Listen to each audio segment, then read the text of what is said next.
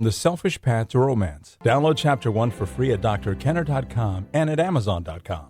Miss Annie, your first month's salary doesn't pay our debt for what you've done. I taught her one thing. No. Don't do this, don't do that. That's more than all of us could do in all the years. I wanted to teach her what language is. I know without it to do nothing but obey is no gift. Obedience without understanding is a blindness too. The world is not an easy place for anyone. I don't want her just to obey. But to let her have her way in everything is a lie. To her. And obedience without understanding is blindness too, and letting your kids have their way with everything is harmful to your children and to you and to your relationship with your children. And I'm going to quote my upcoming guest, too many parents wait for their home life to be in crisis before they start to take action. And that's the hard way of doing it. And my guest, that the movie drop was from The Miracle Worker, the Helen Keller story. And my guest is Cornelia Lockitch. And you have your master's in education, Cornelia, and you've been a Montessori teacher for 10 years, and you now are a parenting coach. Tell me a little bit about the Montessori method. Hi, Ellen. Thank you for having me. Let's see. The Montessori method is often described as an aid to life. And what that means is that the goal of teachers and parents, too, is to help children unfold to their fullest potential, because childhood is the time when the adult that they are going to become is being created. So we want to help children to discover their strongest values, their favorite subjects, that they can make good choices, that we're there to encourage them in the ways that they feel weakest, and generally that we want to help them be the best that they can be. Now, how do Montessorians do this, and how can parents do this? Well, in schools, in Montessori schools, this is obviously a big topic, but briefly I can say that Dr. Montessori observed children at different age levels closely, and she based on her experiments and her discoveries, she designed multi-age classrooms and specially designed materials to guide them through the essential academic areas of study. And like I said, the Montessori approach is an aid to life. So you're not necessarily looking to say everyone go out and get the Montessori books. You're saying that you now use the Montessori method that you in your own parenting. Yeah.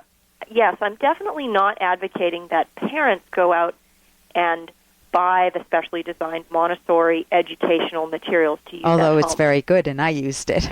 Yeah, and for people who want to homeschool their young children, that's a different topic. What I'm talking about is using the unique perspective that Montessori discovered of slowing down, putting aside your preconceptions, and observing your child to see what he or she at his particular stage of development is really about. That perspective can really help you to interpret properly your child's actions, and that leads to fewer conflicts and a more joyful experience with your child. So if I am a parent and I've got a little preschooler, let's say I've got two of them, and I'm privately saying, why did I ever want kids? I said I wanted them so badly. Now I'm tearing my hair out. Was I out of my mind? My son's running around. He's fighting with me. My daughter's arguing with me. They're both embarrassing me in public. And these two little kids are making me feel like I'm out of control of my life, like I'm helpless. What would you, and if I just throw up my hands and say, I give up, I don't know what to do, how could you motivate me to even want to change my perspective? Hey, I got to interrupt this because we've got to pay some bills. 30 seconds, that's it. A very quick ad, and then Ellen will be back. Romance. Ugh, I wish guys knew more about what we want from a relationship. Boy, I wish I knew more about what I want. Where's that ad I saw? Here it is, The Selfish Path to Romance, a serious romance guidebook. Download Chapter 1 for free at selfishromance.com and buy it at amazon.com. The selfish path to romance. That is interesting. How could you motivate me to even want to change my perspective? That's a really tough situation, and I think I would start by trying to bring you back to why you were motivated to have children in the first place. Because they're a lot of fun. And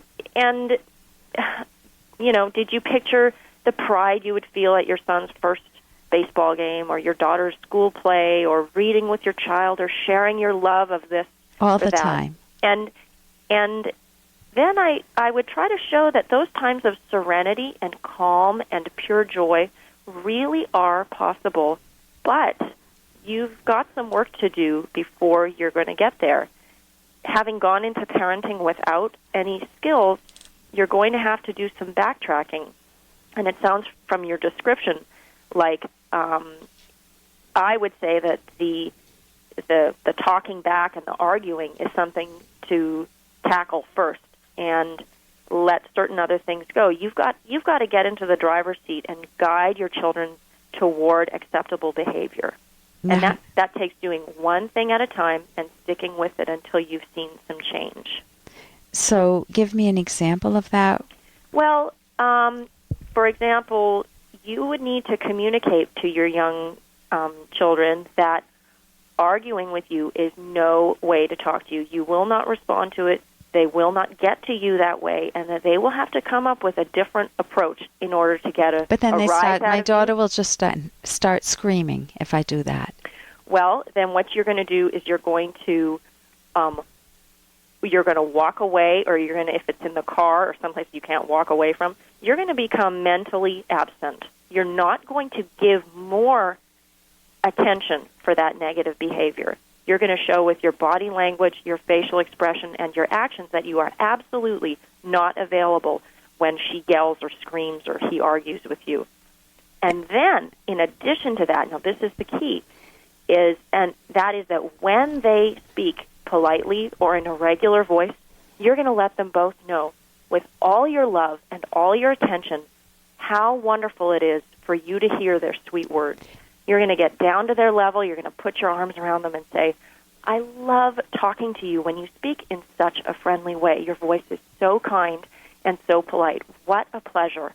And you're going to give lots of attention and reinforce that positive behavior when you see it.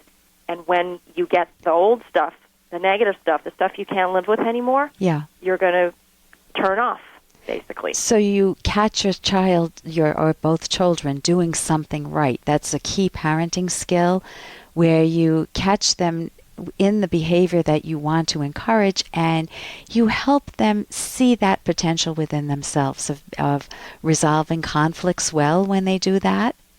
Yeah. And you ignore when they do things like when they're having a temper tantrum or screaming in the car, you become emotionally unavailable, or if you're not in the car, you tell them, think of another way to address me. But you also have to help them know how to address you. What I would prefer to hear is... Yeah. And what I would prefer to hear is, Mommy, I'm really angry. It's not fair that you gave Susie more cake than me. Right. But if they're in a tantrum, they're probably not going to be open to hearing that. So you've got to do it after that emotional moment has passed, and their mind is open to hearing an alternative. So this is what you offer parents, that you basically, this is Cornelia Lockitch, Lockitch, who has a website, www.guideyourchild.com, and you offer 3 simple child management secrets as a free report on your website. You offer an e-zine letter, or an e-zine, an e-newsletter. That's right. You get my special report when you sign up for my biweekly e-newsletter, and that's just my way to offer free communication and tips to parents about my Guide Your Child method. About what you do. And you also give parenting talks. And thank you so much for joining us today, Cornelia. You're so welcome. Thank you, Ellen. And it's been wonderful being with you today on The Rational Basis of Happiness. I'm Dr. Ellen Kenner. See you again next week.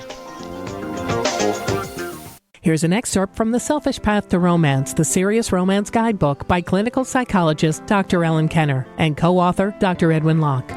Looks aren't everything, but they do matter. Of course, avoid comparing yourself unfavorably to fashion models. Enjoy doing the best with what you've got. Weight, physical fitness, grooming, how we dress, and how we carry ourselves are within our control. Our looks convey our attitude toward ourselves. You have only one body for life, so you might as well take good care of it. Exercising regularly, eating well, and dressing nicely reflect how you feel about yourself and your life. If you pay attention to your health and appearance, you'll like yourself more, and you'll have more aesthetic appeal to others. You can download Chapter 1 for free by going to drkenner.com. And you can buy The Selfish Path to Romance at amazon.com.